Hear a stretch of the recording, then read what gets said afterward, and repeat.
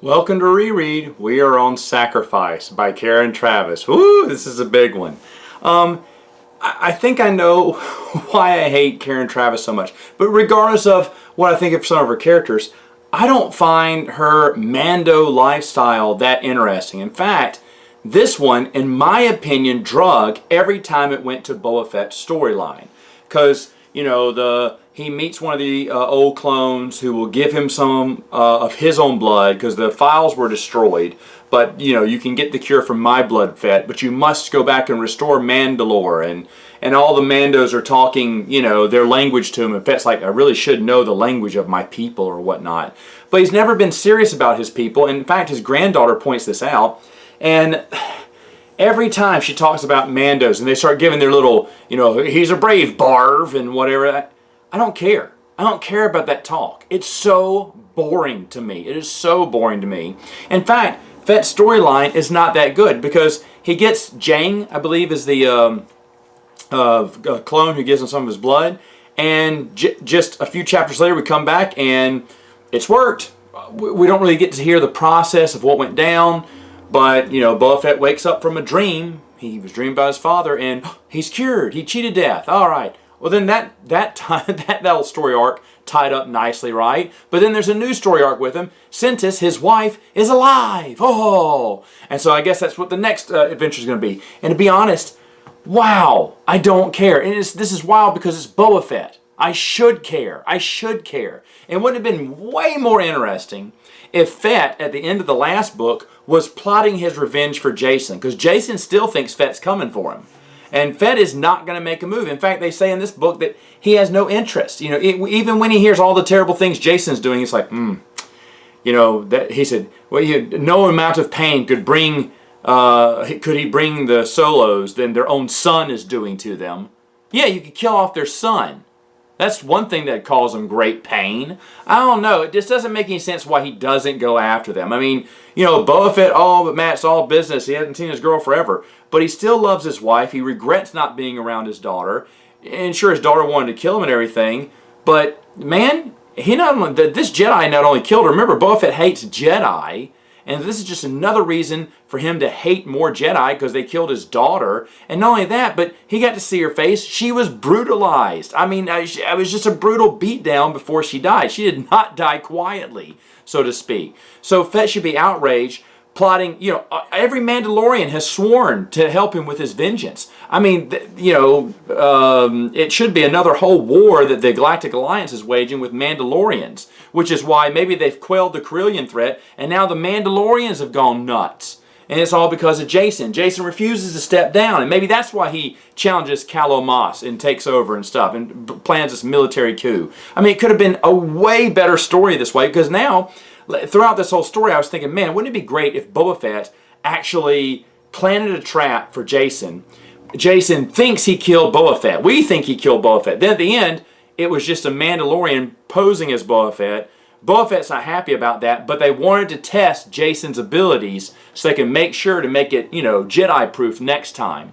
And now that they know, now the real trap's coming. That was just the preview trap, just to test his abilities. And they almost got Jason, but Jason, you know, Jedi, he used the Force and got his way out of it somehow. But don't worry, Boba Fett's patient. He's been patient for years. He can be patient for a few more. You know, he waited 55 years to see his daughter. He'll wait a few more months or years or whatever to get Jason back. That would be so great if Boba Fett was the villain. But he can't be the villain, I guess. And you could say, well, Matt, remember, he never knew his daughter. So if you never knew your daughter, it can't hurt as bad. Okay, well then have a scene in there that Boba Fett doesn't care about the daughter. Really, he didn't really care about the daughter that much. He admits he's a bad dad. But no, we can't make Boba Fett look bad, and obviously he can't be the villain. I don't know. It just would have made way more sense if Boba Fett would have been going after him. Anyway, that is a big digress here. But Mara makes Luke regret holding Lumiya's hand. I knew this scene was coming up.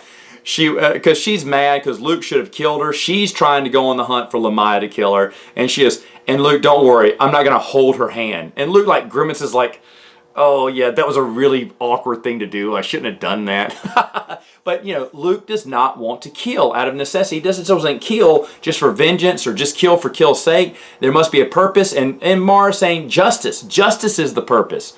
And Luke's like, yeah, I probably should have killed her. Holding her hand, holding my ex-girlfriend, Dark Jedi's hand, in front of my wife. Probably not the best idea. And I love, even Karen Traviss has a sense of humor every once in a while, and that was really funny. Now, Ben does discover that Jacen is talking to Lumiya. And the thing is, I remember this, but I don't know what happens with it. I don't know if he tells. I feel like he keeps this a secret from Luke in the next book, but I haven't read it yet, so I can't remember how this all comes out. So he knows something's up. I don't think he knows who killed his mom, because of course this is when Mara Jade dies. But Mara Jade is going after. She interviews Jacen, knows that he's a Sith now, or realizes that. Has ice cream with Leia. She can't bring herself to tell Leia. She can't even bring herself to tell Luke what she has to do. And this makes sense. You know, when she goes, gone hunting, see you later, farm boy. That's the last note she left for Luke. And of course, Luke's going to think Lumiya, and she's going to say, no, I'm killing Jacen. And, you know, I'll just, you know, apologize later. You know, and, you know, maybe if Leia hates me, if Luke doesn't understand, they've got to know. And then she kicks herself, you know. She kicks herself because she should have known the whole time it was Jacen. And here she was being Jacen's biggest defender the whole time. And she feels like a jackass. And she almost says that verbatim in a way. Like, she is such a fool. How could she be so stupid? What is going on with her? And I love this. I love this type of Mara here. And they have a brutal beatdown battle while Jacen thinks he's more superior. And yes, he knows he's more powerful in the Force. But this is not a fight with the Force. This is a scrap. As Mara gets him into a cave where he can't maneuver that well, is just slices apart his hamstring or something like that, and shoots a lightsaber through his collarbone. I mean, just he comes out really bloodied up and beaten. And that's how you want Mara to get a few good punches in. She got a lot in. Of course, he uses the poison dart, which kills her, and she dies. And I remember reading this for the first time and not realizing, I was like, wait, because Ben was the last word that she ever spoke. And I was like, wait, what? I was like, they killed her? That was a pretty bold move there to kill one of the biggest, most loved characters by far in the EU, which I'll talk about in a minute. But anyway, as she dies, Luke, of course, goes after Lumiya. Kills her easily. It's not even a battle this time. And I remember someone wrote on my original review of Sacrifice that I got it completely wrong. Completely wrong. The battle was wrong. Lumiya knew she was going to die. She was going to... No, that's not discussed in the book at all. I mean, yes, I can see where, she was making a sacrifice. She was going to make sure that Jacen stayed out of this. That Luke never put two and two together. She would take the heat. And yeah, I mean, surely you could say she's going to go there to die. Karen Traviss never gives that thought for Lumiya. Now, did Lumiya think she was good enough to get away from it? No, she knew she was probably going to die, but that's never discussed in there. And maybe she wanted to put on a nice, one last battle, because they'd been having these long battles before. But it turns out Lucas, and I love the powerful Luke stuff. Like, she's always trying to, maybe he'll blow up my ship and I'll die easily. And Luke's like, not that easy. And then she kind of tries to fall off the cliff, or does, but Luke catches her. Like I said, binds her tight. She can't move. He said, don't worry, I won't let you fall. And then brings her to him and just, decapitates her. It's really good. And it's not vengeance. It's not vengeance. He said it's justice. Because Mara Jade told him about justice. And yes, I should have killed you. I should have killed you. I didn't. You disappointed me because you killed Mara, but you knew what's going to happen. You knew what was going to happen, Lumiya. And so he kills her. And really not any hate in his heart. But she is dead. She is out of the picture. And then, of course, Jacen becomes Darth Caedus. Now, did Mara have to die? Yes. Yes, I think so. I think what they were reading in the fan columns, they knew that everyone knew, or everyone thought, Jacen's coming back. I mean, come on, they're not going to kill off Jacen. Jacen's going to come back from the... I think that was all over the forums back then. Okay, Jacen's going to be turned back to the light. We all know how this ends. And they're like, you know what? You don't know how this ends. And who killed Mara Jade? Which of the three authors? The three authors, well, one's gone now. But of the two remaining, Troy Denning told me they'd never reveal that. They'd never reveal who mentioned Mara Jade. But when someone said Mara Jade, they all went, that makes sense. Now, a lot of people said Karen Traviss, right? Because she killed him off in the book. Killed off Mara Jade in the book.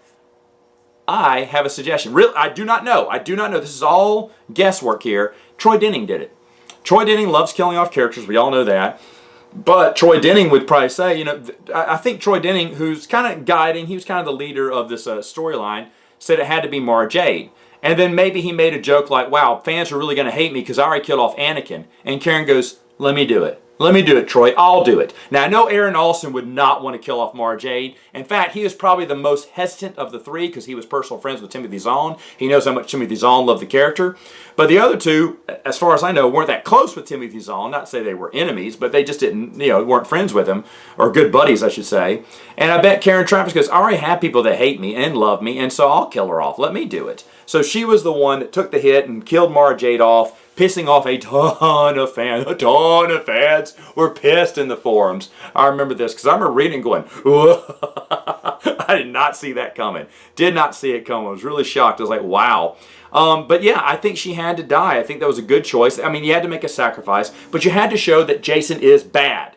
And now that she's dead, of course you got fans upset, angry that Mara Jade's dead, but now I guess you do kill off Jason? Because that's when everyone starts questioning, oh, this may not be a happy ending. And of course, in the last book, you automatically know that.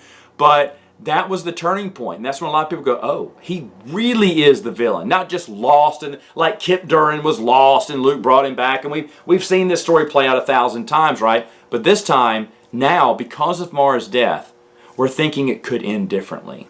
Again, the beauty of the authors of Del Rey respecting their mature audience. And of course, this wasn't a slugfest. Not a ton of deaths in, Legacy of the Force as there were in New Jedi Order. But one of the biggest deaths, I would say, in the expanded universe period. I mean, huge. But I don't think they just killed him off. I killed her off just for the purpose of doing it. It was for a reason. Now Luke can't pursue Jason because now it'd be vengeance. Oh, and when Luke finds out that it wasn't Lumiya, because Ben tells him it wasn't Lumiya, Dad, and then he thinks back, he's like, oh no, you're right. And it hurts Luke even worse because it was a vengeance kill. He was thinking justice. Now, Ben's like, no, Dad, Lumiya was bad. She was a Sith. She deserved to die. He went, no, son, not the way I did it. Meaning, I was just trying to avenge Mara Jade's death, and now that's wrong. And it said Luke lost a bit of himself there. And I was like, wow, it's such a powerful moment there that I really enjoyed it. Yes, I'm talking about Karen Travis' book. I realize that. But I really enjoyed that moment. I was like, wow, that hurt him probably even worse than Mara's death. And Mara's death, Ben cries. Luke feels someone, brush through his hair. Mara brushed through his hair, and he realizes she's gone. So there's some sad moments in there. But the real crux of it is that I believe this was a good decision. I know a lot of Mara Jade fans don't think that, but the thing is, though, they had to make a death to show how serious the situation was, and that to put in your head, Jason's not the guy you think he is anymore. We've been trying to tell you that for books. You don't seem to be listening, so we're going to bring some levity to this and have you understand how serious the situation is. And that was the tone that Del Rey set forth, and I think it was excellent.